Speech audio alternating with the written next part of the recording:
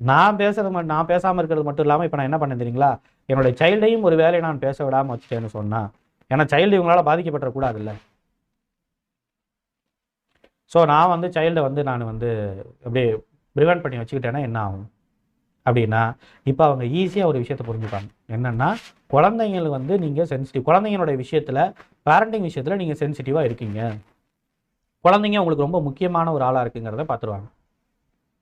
அப்போ அதை புரிஞ்சுக்கிட்டு அவங்க என்ன செய்வாங்கன்னா, ரொம்ப சிம்பிளாக வந்து தே வில் டூ லைக், அவங்க வந்து திருப்பி திருப்பி குழந்தைங்களை வந்து அவங்க டார்ச்சர் பண்ண ஆரம்பிப்பாங்க. குழந்தைய நீ எப்படி என்னை விட்டுட்டு என்னை இது பண்ணலாம், ஸ்கூல் பஸ் வரும், ஸ்கூலில் போய் குழந்தை அடைஞ்சிருக்கோம், இவங்க என்ன பண்ணுவாங்க, பாதியில் போய் கூப்பிட்டு வந்துடுவாங்க. இல்லை அவன் எதை கேட்டான் அதை கேட்டான், இல்லை ஈவினிங் வரும்போது நானே கூட்டிகிட்டு வந்தேன். இந்த மாதிரி குழந்தைங்களை பொறுத்த வரைக்கும் முழுக்க அப்புறம் டார்கெட் பண்ணி குழந்தைங்களை வந்து அப்யூஸ் பண்ண ட்ரை பண்ணுவாங்க. அப்யூஸ் பண்ணுற என்ன, வெர்பல் அப்யூஸ்லேருந்து எல்லா விதமான விஷயங்களும் அப்படி வந்து